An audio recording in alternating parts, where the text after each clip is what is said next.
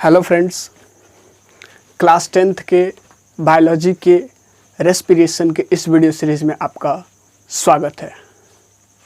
Last classes में हम लोगों ने कुछ बेसिक टर्म्स के बारे में देखा था, कुछ इम्पोर्टेंट टर्म्स, रेस्पिरेशन से रिलेटेड कुछ इम्पोर्टेंट टर्म्स के बारे में हम लोगों ने देखा था वहाँ पे।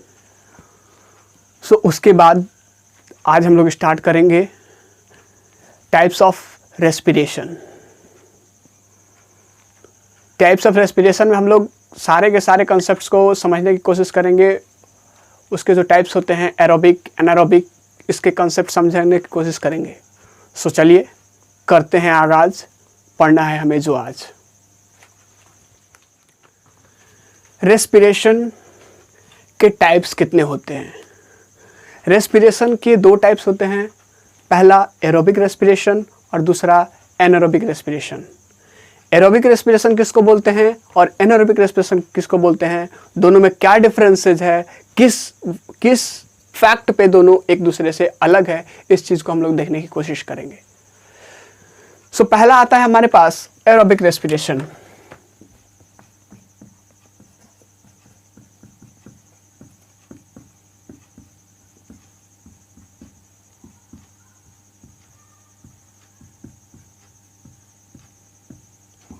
अगर इस टर्म्स को देखा जाए, एरोबिक रेस्पिरेशन को अगर टर्म्स को देखा जाए सिर्फ, तो यहाँ पे एरोबिक आया है जिसका मतलब होता है एयर। जिसका मतलब होता है क्या? एयर। यहाँ से कुछ समझने की अगर हम लोग प्रयत्न करें तो एरोबिक रेस्पिरेशन का मतलब अगर निकलेगा कि ऐसा रेस्पिरेशन जिसमें एयर का यूज हो और एयर में जो ऑक्सीजन प्रेजेंट हो, जनरली उस चीज़ का यूज हो। मतलब respiration which uses oxygen is called aerobic respiration, or a respiration which takes place with oxygen, with air, is called aerobic respiration.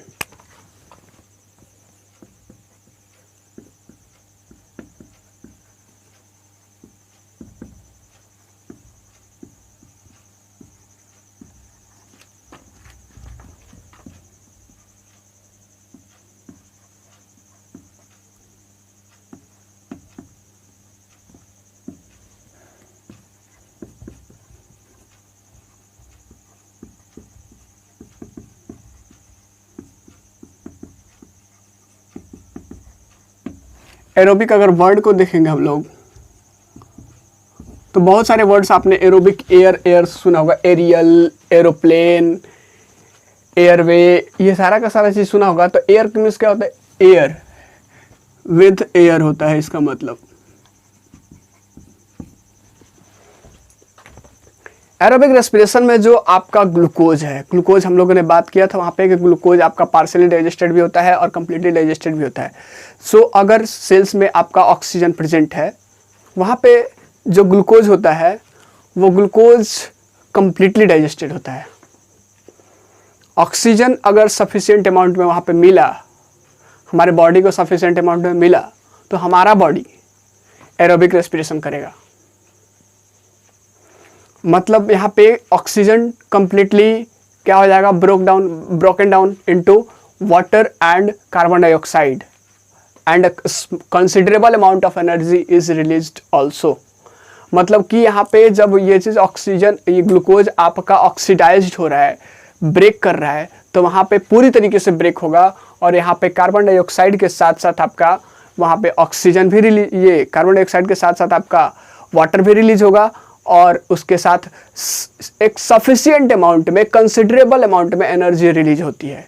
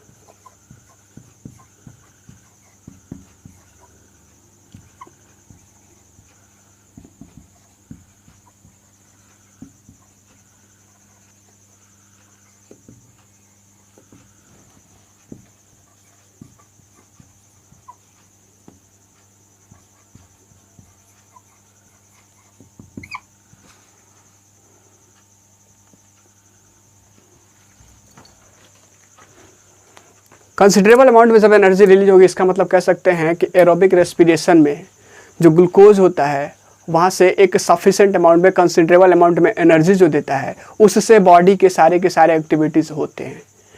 और जो ऑर्गेनिज्म एरोबिक रेस्पिरेशन करते हैं, जो ऑर्गेनिज्म एरोबिक रेस्पिरेशन करते हैं, जैसे मान लीजिए आपका ह्यूमंस हो गया, डॉग्स, कैट्स, रैट्स, वो पैरट, फ्रॉग, इंसेक्ट्स, लिजर्ड्स, जो भी इंसेक्ट्स हैं, जो भी आपका ऑर्गेनिज्म है जो आपका रेस्पिरेशन एरोबिकली करते हैं, वो सारे के सारे बिना ऑक्सीजन के सर्वाइव नहीं कर सकते हैं, क्योंकि उनको एनर्जी रिलीज करने के लिए क्या चाहिए? ऑक्सीजन चाहिए।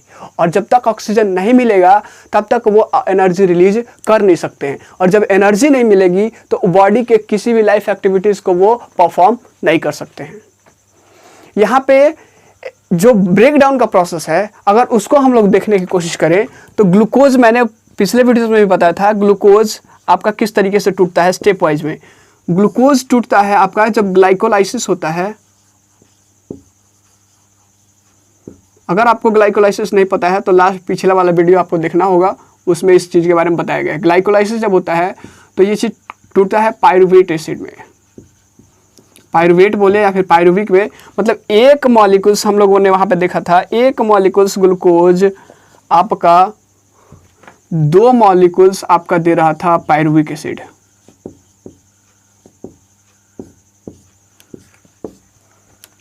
और ये ग्लाइकोलाइसिस का जो प्रोसेस हो रहा था कहाँ पे हो रहा था? साइटोप्लाज्म में।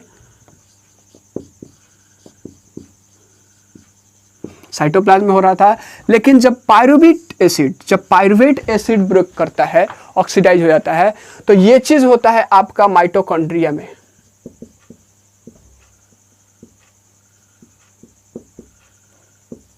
O2 के प्रेजेंस में, ऑक्सीजन के प्रेजेंस में। अब यहां पे निकलता है क्या? रिलीज क्या होता है? CO2 plus H2O plus 38 ATP।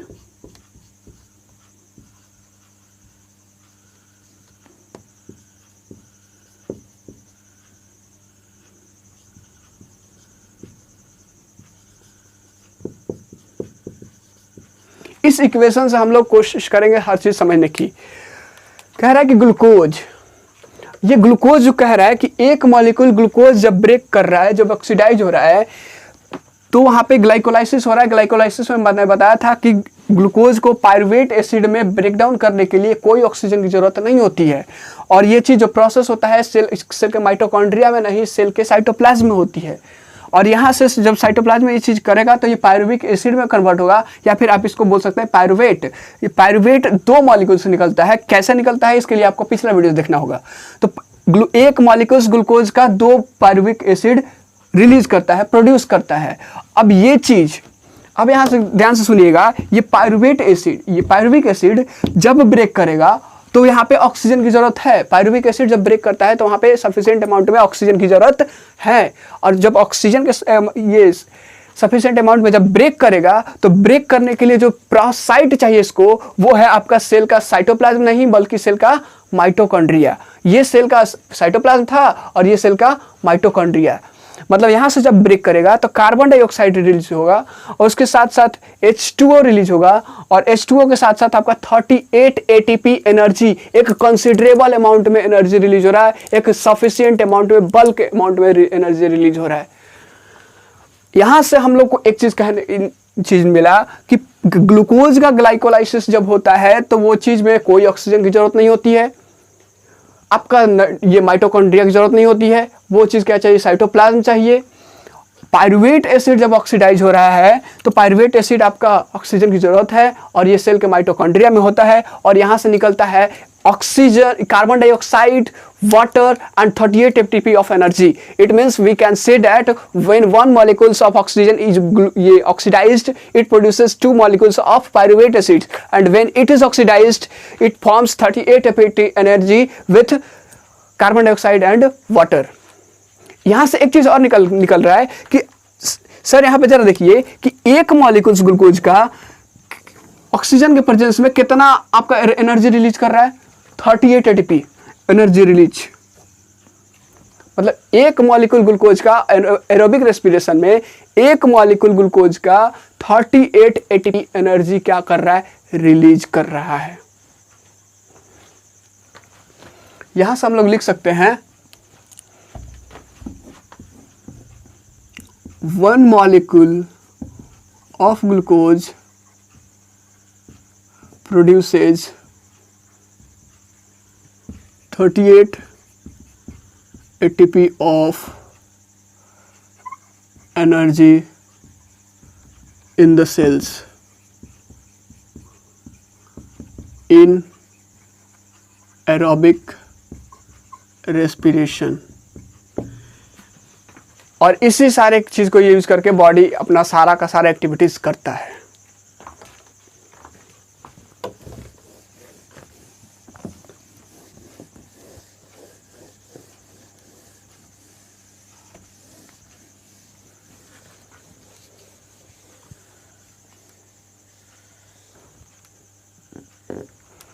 बहुत सारे ऑर्गेनिज्म होंगे जो आपका एरोबिक रेस्पिरेशन करते होंगे, जैसे कि पहला एग्जांपल तो सबसे लाइव एग्जांपल ले लीजिए, हम लोग हैं, कैट है, काऊ है, बुफैलो, हॉर्स, एलिफेंट, लायन, ये सारे के सारे चीज आपके किससे रेस्पिरेशन करते हैं, एरोबिकली रेस्पायर, दे एरोबिकली रेस्पायर, और इसमें ऑक्सीजन की जरूरी है। अब एनारोबिक रेस्पिरेशन की बात करेंगे तो एनारोबिक रेस्पिरेशन में हम बात करेंगे कि वहां पे जो ऑक्सीजन होती है जरूरत नहीं होती है रेस्पिरेशन में।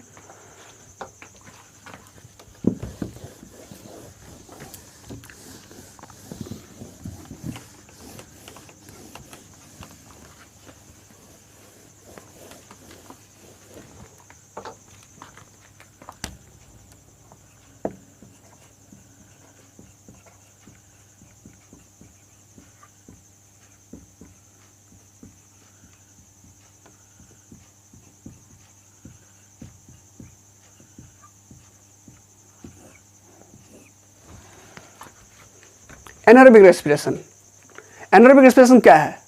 The respiration which takes place without oxygen is said to be anaerobic respiration. मतलब वो रेस्पिरेशन जो ऑक्सीजन के ऑब्सेंस में, ऑक्सीजन के ना रहने पे आपका हो, उसको बोलते हैं आपका एनारोबिक रेस्पिरेशन। और इसको क्वेश्चन आता है कि एनारोबिक रेस्पिरेशन को एनारोबिक रेस्पिरेशन ही क्यों बोलते हैं? क्योंकि यहाँ पे ये चीज जो होता है एयर यूज नहीं करता है, मतलब इस रेस्पिरेशन में एयर का यूज नहीं होता है जिसमें ऑक्सीजन होता है। एयर जिसमें ऑक्सीजन होता है उसका कोई यूज नहीं होता है।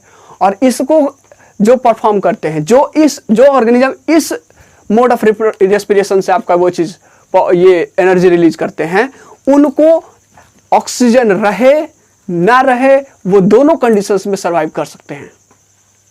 ऑक्सीजन ना भी रहे तो वो सर्वाइव कर सकते हैं, क्योंकि वो उनके एनर्जी को रिलीज करने का जो प्रोसेस है वो एनारोबिक है, विदाउट ऑक्सीजन है। सो यहाँ पे जो ऑर्गेनिज्म, कुछ माइक्रो ऑर्गेनिज्म हैं जो एनारोबिक रेस्पिरेशन करते हैं। जैसे आपका बात करें तो ईस्ट एक सिंगल सेल्ड ऑर्गेनिज्म है जो कि नॉन ग्रीन प्लांट्स होता है। सो ये जो करता है आपका एनारोबिक रेस्पिरेशन करता है। और एनारोबिक रेस्पिरेशन करने के साथ साथ इसमें आप देखेंगे कि एनारोबिक रेस्पिरेशन में much less amount of energy is released, काफी कम अमाउंट में एनर्जी रिलीज होती है। और यहाँ पे जो ग्लूकोज होता है, ब्रेक डाउन होता है, जो ग्लूकोज टूटता है वो ग्लूकोज आपके बहुत कॉम्प्लेक्स प्रोसेस से टूटता है। इसमें आपका क्या होता है कि पायरुवेट एसिड जो होता है आपका इथेनॉल और प्लस कार्बन डाइऑक्साइड या फिर लैक्टिक एसिड में ब्रेक डाउन होता है, और उसके साथ साथ 2 ATP of energy is release, जो कि काफी कम है, जो उसके बॉडी की एक्टिविटीज को करने के लिए अगर हम लोग में हो जाए तो इतना से तो काम नहीं चलेगा। तो एनारोबिक रेस्पिरेशन है क्या चीज, उसको लिखते हैं।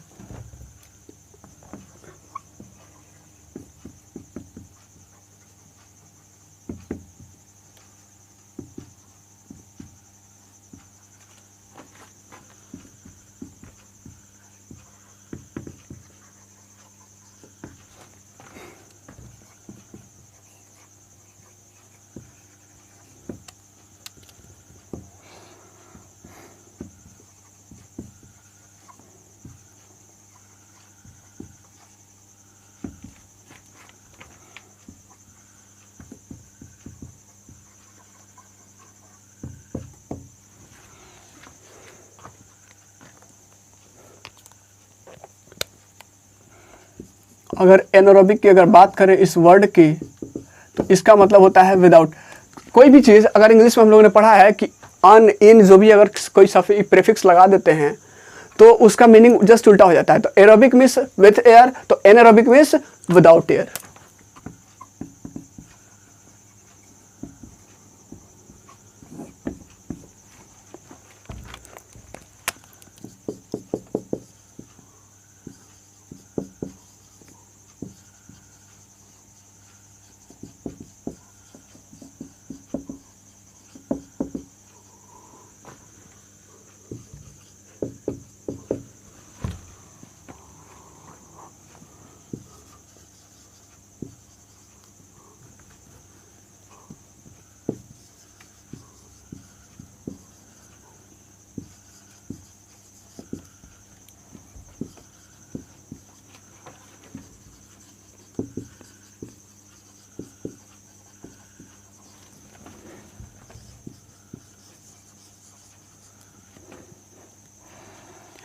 इसका नाम क्यों है ये चीज एनारोबिक रेस्पिरेशन? क्योंकि इसमें आपका एयर का यूज नहीं होता है जिसमें आपका ऑक्सीजन होता है। It is called anaerobic respiration as it यहाँ पे इट नहीं होगा, as there is no use of air which contains oxygen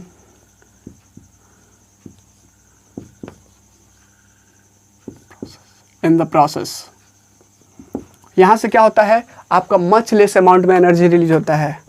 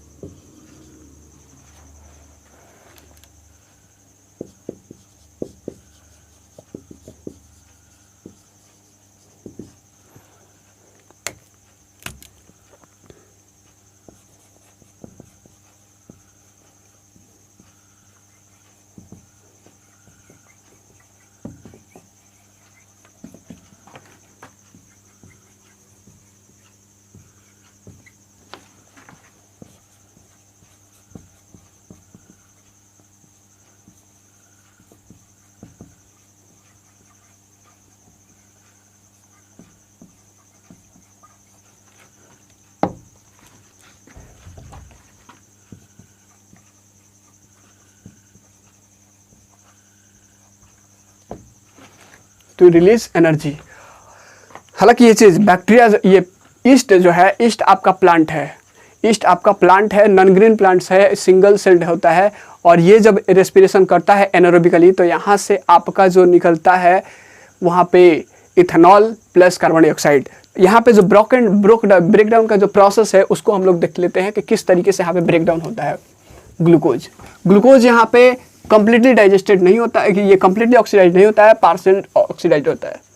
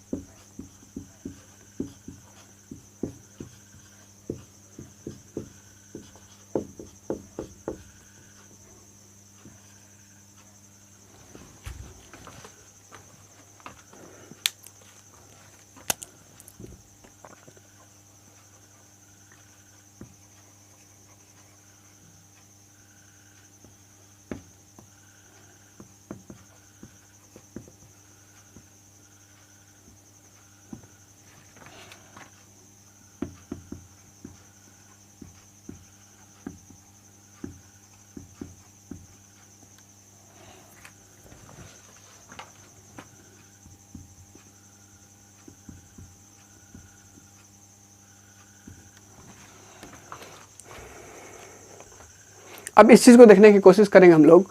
तो ज़रा देखिए, ग्लूकोज का एक मॉलिक्यूल्स, ग्लूकोज का एक मॉलिक्यूल्स जब ऑक्सीडाइज हो रहा है तो पायरुवेट दो मॉलिक्यूल्स पायरुवेट का बन रहा है वहाँ से। अब जरा देखिए, ग्लूकोज का एक मॉलिक्यूल्स जब आपका ऑक्सीडाइज कर रहा है तो आपका बन रहा है दो मॉलिक्यूल्स पायरुवेट के। दो मॉलिक्यूल्स पायरुवेट के बन रहे हैं। और यहाँ से अब देखने की कोशिश कीजिएगा यहाँ पे, तो पायरुवेट जो होता है जब ऑक्सीडाइज होता है तो यहाँ पे ऑक्सीजन नहीं है, तो ऑक्सीजन नहीं है तो इन अब्सेंस ऑफ ऑक्सीजन, तो ऑक्सीजन के ऑब्सेंस में अब कैसे वो चीज़ रेस्पायर करेगा। तो यहाँ पे जो रेस्पायरेशन, एक चीज़ नोट कीजिएगा यहाँ पे कि ऑक्सीडेशन ग्लूकोज का पायरुवेट में जो होता है वो आपका साइटोप्लाज्म में होता है, और ये जो होता है आपका oxidation in absence of oxygen pyruvate, ये भी आपका जो प्रोसेस होता है आपका साइटोप्लाज्म में ही होता है। मतलब वहाँ पे माइटोकॉन्ड्रिया में एरोबिक रेस्पिरेशन में, लेकिन मतलब एरोबिक रेस्पिरेशन का जो साइट है रेस्पिरेशन का वो माइटोकॉन्ड्रिया है, लेकिन एनारोबिक का जो होता है साइटोप्लाज्म होता है। यहाँ पे साइटोप्लाज्म होगा, ये माइटोकॉन्ड्रिया नहीं होगा। जब पायरुवेट आपका वो चीज़ ऑक्सीडाइज हो रहा है, यहाँ पे बन रहा है इथेनॉल के साथ साथ आपका बन रहा है कार्बन डाइऑक्साइड, और यहाँ पे 2 ATP एनर्जी निकल रहा है। यहाँ पे मतलब देख रहे हैं यहाँ पे ना कि एक मॉलिक्यूल्स ग्लूकोज का एक मॉलिक्यूल्स जब एनारोबिकली रेस्पायर कर रहा है तो मतलब पार्शियल रेस्पिरेशन कर रहा है, पार्शियल वो चीज ऑक्सीडाइज हो रहा है, तो यहाँ पे इथेनॉल जैसे सब्सटेंस बन रहे हैं और उसके साथ कार्बन डाइऑक्साइड, और बहुत कम अमाउंट में एनर्जी रिलीज हो रहा है।